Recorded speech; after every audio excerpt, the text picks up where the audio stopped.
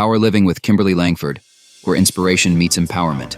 Kimberly is a nurse executive, leadership coach, Reiki master, and your guide on this journey to whole person wellness. Hey, friends, Kimberly here. So I have a new thought for you today. Many years ago, I was at just a really dark place in my life. This was before I graduated high school. I really had a hard time. And I came to a place where, I just wasn't sure if, you know, life was worth continuing with. It was a really dark chapter in my life. And I came across something that had belonged to my grandfather, who I never met. He died before I was born, so I never got to meet him. But I found a collection of sayings, quotes that he had kept. And to this day, it's affected me profoundly. So even though I've never met my grandfather, I credit him with truly changing the course of my life as a teenager. And one of my favorite sayings that has really risen to the top of my life in terms of who I am, who I want to be, and what I choose to do with the time that I'm given. And that saying is, we are, or you are, we are the person that we are now becoming. So if you think about that, just for a minute, let's personalize that. I am the person I am now becoming. There's so much power in that sentence. There's the I am. There's great power in the I am. Who are you? And who do you want to be? And the process of becoming. I love that. To me, when I think about this whole process of becoming and that we are who we are becoming, this says that I can choose for myself who I'm going to be each and every day. And I have reinvented, recreated myself uh, uh, a few times in my life.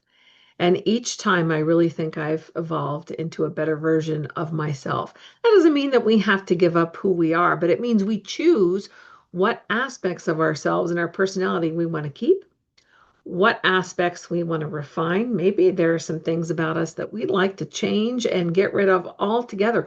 So here's the question. What about your personality or your situation, your life, your relationships? What are you willing to? What do you need to get rid of or to let go of? And what are you willing to let go of? Sometimes there are things that hold us back that we know we need to get rid of, but we're not quite ready to for whatever reason. Sometimes these things that we know don't serve us very well. A quick and easy one to talk about is anger. So sometimes in our lives, if you're past the age of 13, you've probably been lied to, you've been taken advantage of. Maybe you've had things stolen from you. Maybe you've been divorced. Maybe, you have been cheated out of something that you either earned or that you thought you earned, whatever the case may be. And we can harbor that as anger and fear. Now, keep in mind, anger and fear are two sides of the same coin. Fear is a very weak emotion and it leaves us vulnerable. And it's not good for us to be in a place of fear. It's a very low energy state. Anger is also a very low energy state. However, anger does have a certain gift.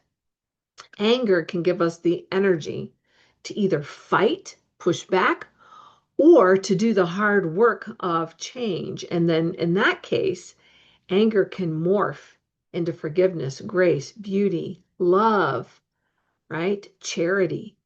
And so you can transmute fear into anger and then anger into something that is a very high energy state, even love and belonging and faith and trust and hope.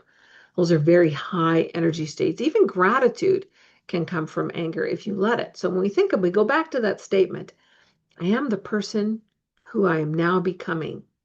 We can choose for ourselves what we're ready to let go of.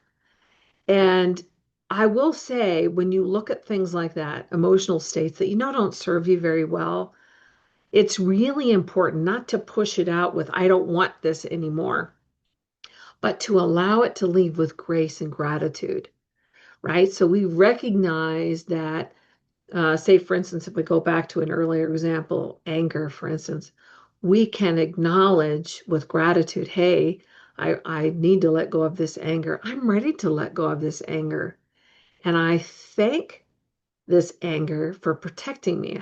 Thank you for what you've done to me and how you've protected me and you've helped me do this hard work. I'm okay now.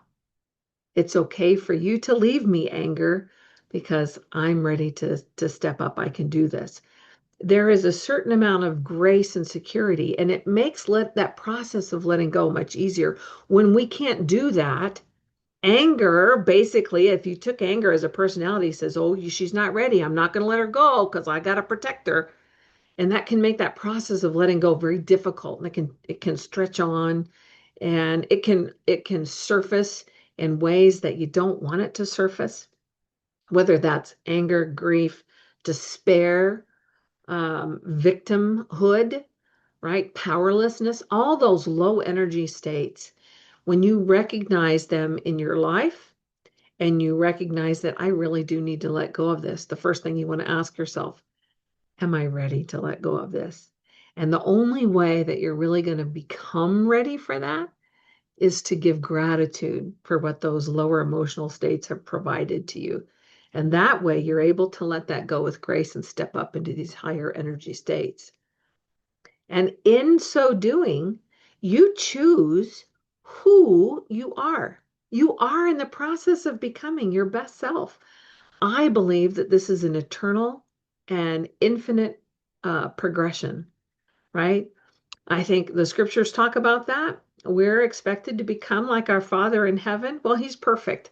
I think that's going to take us an infinite amount of time to step up and to be anywhere near. I can't imagine becoming a creature like my Father in heaven or whoever it is that you worship in such a way. I would think that would take an infinite amount of time and certainly grace, and it's not something that I could do on my own. But that's the challenge, right? Is to continue to progress and grow, learn to love yourself and love others. So I'm going to challenge you today. What do you need to let go of? What do you need to embrace?